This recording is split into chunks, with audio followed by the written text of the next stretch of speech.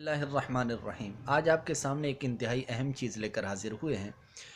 वो ये है कि सुपर मून किसको कहते हैं और माइक्रो मून किसको कहते हैं। याद रहे कि ये दोनों अहले फ़लकियात की यानी एस्ट्रोनॉमर्स हजरात की टर्म्स हैं, इस्तिलाहात हैं। सुपर मून ये उस वक्त कहलाता है कि जब चाँद ज़मीन के सबसे ज़्यादा करीब आ जाए, और माइक्रो मून उसको कहते हैं कि जब चाँद ज़मीन से सबसे ज़्यादा दूर चला जाए।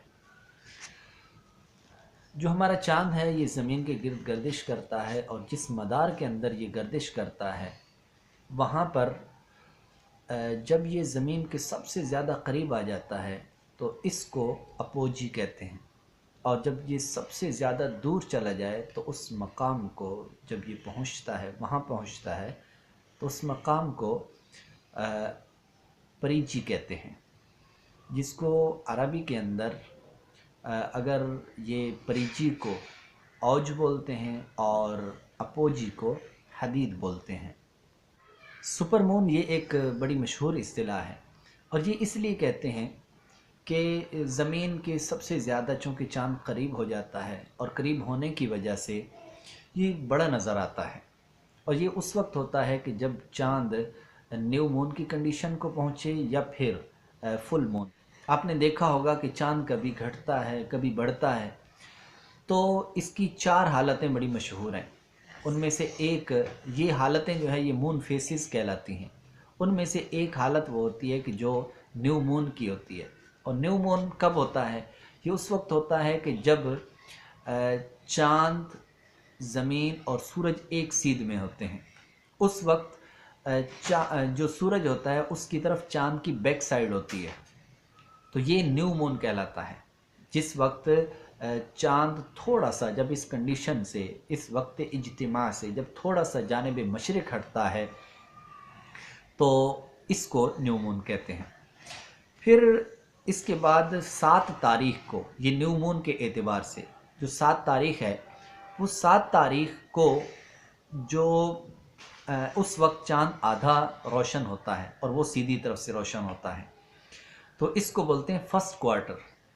फिर इसी तरह 14वीं रात के चाँद को, जब चाँद मुकम्मल रोशन होता है और मुकम्मल सूरज के सामने होता है, तो इसको फुल मून कहते हैं।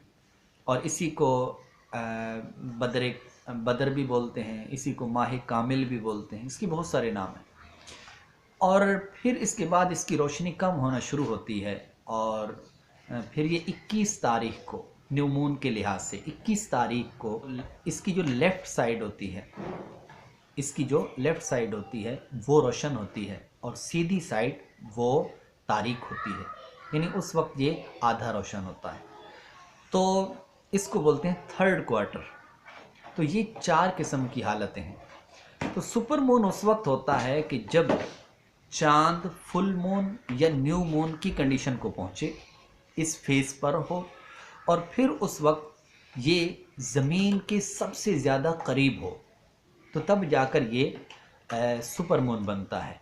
और इसी तरह इसके अपोजिट ले लें कि जब चाँद बहुत ज़्यादा दूर चला जाए, ज़मीन से इंतहा दर्जे का दूर चला जाए, और फिर दूर हो और न्यू मून या फुल मून की कंडीशन हो, इसकी फेस हो, तो ऐसी सूरत के अंदर इसको माइक्रो मून कहते हैं। अब मीडिया पर यह बात मशहूर हुई कि अभी 2 दिसंबर 2017 को रात के वक्त जो चाँद था वो सुपर मून था। तो अगर तहकीक की निगाह से देखा जाए तो ये बात दुरुस्त नहीं है। इसकी वजह ये है कि एक तो 2 तारीख को यानी 2 दिसंबर 2017 को फुल मून था ही नहीं। फुल मून कब होना था? वो था जनाब 3 तारीख को और रात 6:40 पर, 6:40 और कुछ सेकंड पर। तो फुल मून उस वक्त था ही नहीं। तो जब उस वक्त नहीं था तो इसका मतलब ये हुआ कि ये सुपर मून नहीं था।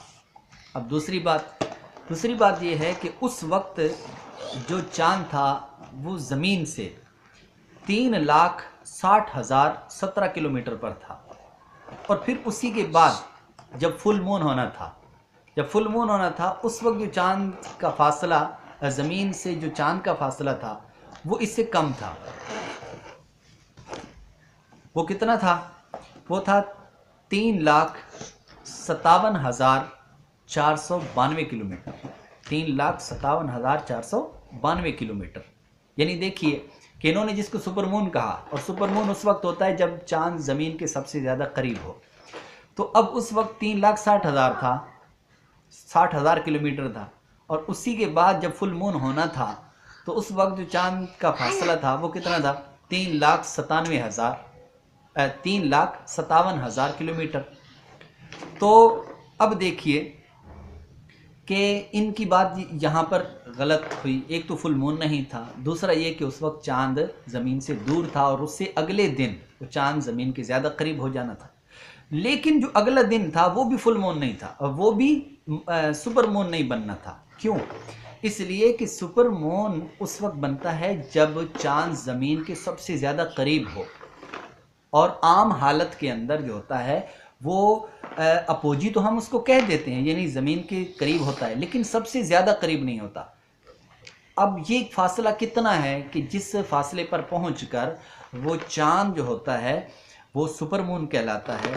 तो इसके लिए जो फासला है वो तकरीबन 3,56,445 किलोमीटर, या इसके राउंड अबाउट, यानी 3,56,000 इसके राउंड अबाउट का फासला है। ये कुछ ना कुछ इसके अंदर फ़र्क पड़ता रहता है। तो अब ये वाली जो कंडीशन बनी थी ये 1948 26 जनवरी को ये सुपरमून हुआ था। फिर इसके बाद पिछले साल 14 नवंबर 2016 को ये कंडीशन बनी। और अब ये वाली जो कंडीशन बनेगी ये अगले साल नहीं, उससे अगले साल नहीं, 5 साल बाद नहीं, बल्कि ये जनाब आपको सुनकर हैरत होगी कि ये 2034 में 25 नवंबर को जाके बनेगी। और उस वक्त जो चांद का ज़मीन से फासला होगा वो 3,56,445 किलोमीटर होगा। तो इसलिए ये बात मीडिया का कहना कि जनाब ये सुपर मून था, ये दुरुस्त नहीं।